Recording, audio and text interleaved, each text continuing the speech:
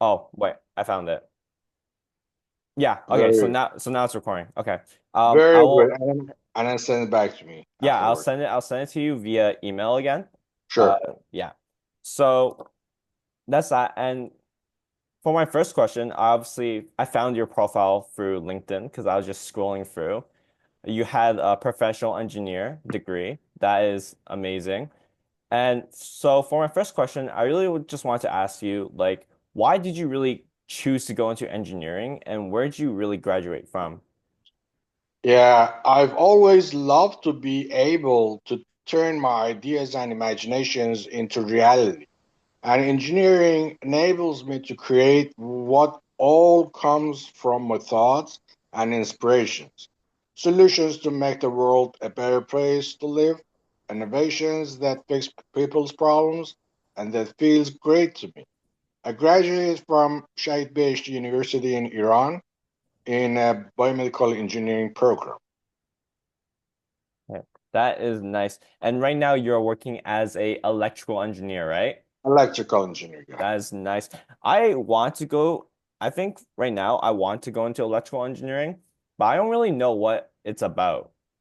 Like, what do you exactly do as an electrical engineer? As an electrical engineer, first of all, you have some courses to see what's going on in the wires. Yeah. You can imagine a river going through forward, and that all small particles of water is electrons. So Yep. in a wire or in a component in an inductor, you have a kind of ocean of electrons going through the wires. Right. Whatever intensity, whatever the amount of water passing through a, a, a, a small place, you can imagine how much water, and it defines by current. So the imagine the current, and then the pressure of water, the force of the water is related to the voltage. So this is the voltage and current, and then there are some components, there are some circuits to change this phenomena, to change the current, to change the voltage, and that's all about this. So some components are working on the voltage, some components are working on the current, and then the way the current goes through the conductor, the way intensity, the direction, the uh, the uh, the pattern that all defines the work, the functions that a current of electrical voltage, electrical current has to show. So the components are all working to change the current or voltage or the pattern of the electricity. Okay. That is really cool. Yeah, that sounds really fun. And I feel like I probably would go into electrical engineering, but yeah, but that's that. So for my second question, I want to ask you, because you obviously had to look for jobs, right? I want to ask you, what skills do you think recruiters typically look for in candidates? For specific engineering, you mean, or in all aspects? Recruiters, because I was dealing with recruiters since I came to Canada. But back home is totally different. But Yeah. now over here, you have kind of some issues that you don't have. Back home, they're just dealing with the degree, the certificate, the documents, the paperwork, and then the thing that you got from the university. The Yeah. better university makes you a better success in the real world. Over here in Canada, what is really required, it is the experience. Sometimes that's a bad news. For example, uh, what common skills? I believe recruiters look for engineers who have the common experience that matches their openings, and then the skills and degrees that we have could attract their attention. But mostly they're looking for the experience, the Right. past experience. Yeah. Yeah, that makes sense. I've seen a lot of like job applications posting up and you need some experience, it gets a little crazy here. Yeah, yeah, it's a big obstacle. Yeah, yeah, it gets really crazy. I know some people who tried applying, and honestly, you need a lot of stuff for that. And the interview process is pretty hard in of itself, right? Yeah, Yeah. sometimes you have to overcome that obstacle to get inside the company, get inside the career, and build up the experience. Yep. Okay. And so for my third question, I also want to ask about what do you think a common engineering issue is within like the industry itself? Well, in Canadian industries, the common engineering issue is that the employer's obsession towards the candidates to have previous experience. Imagine a student who has studied his or her subjects with full of passion and enthusiasm, has done his assignments and projects all by himself or herself, and complete the program with high marks and a good GPA, and starts looking for a job in his related field, has to struggle with merciless. There's no mercy, Yeah, no merciless mercy. barrier in the job interviews when the employer is looking for the past experience. I remember the situation where I was looking for my co-op to complete my degree. I got 5 interviews for my co-op.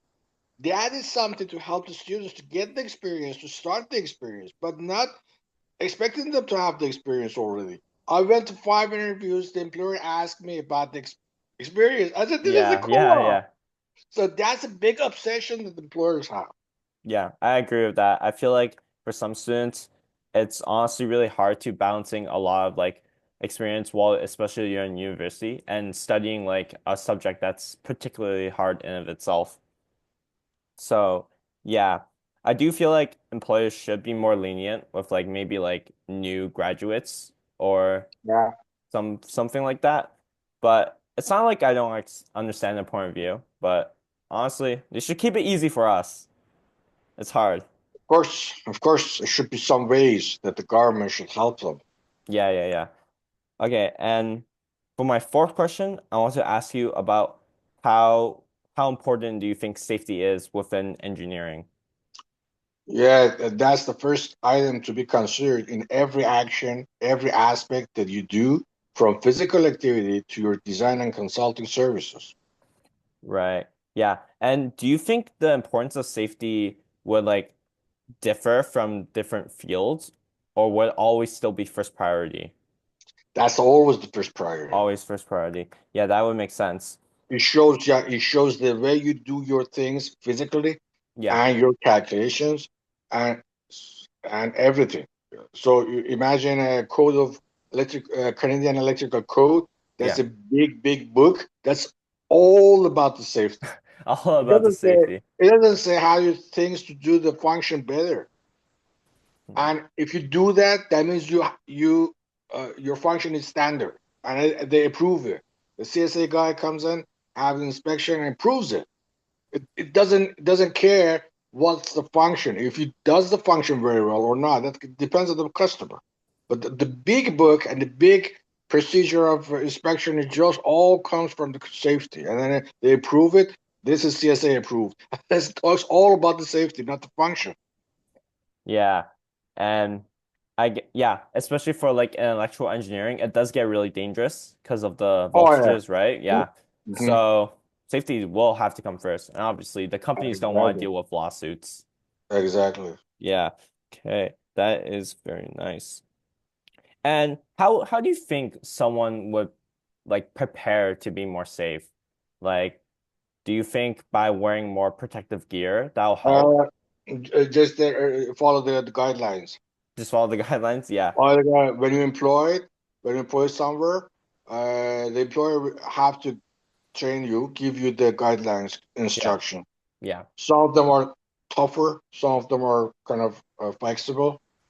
But all the employers asks you to follow the instructions and to follow the procedures. Yeah, yeah, yeah.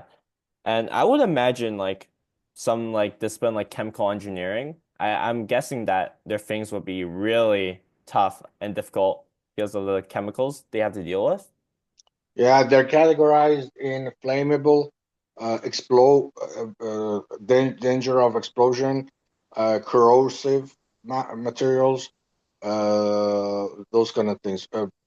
Something like yeah, they're categorized in different like 4 or 5 categories, and then all has this, special protection procedures, and then the employer should give it to you. Yeah, yeah.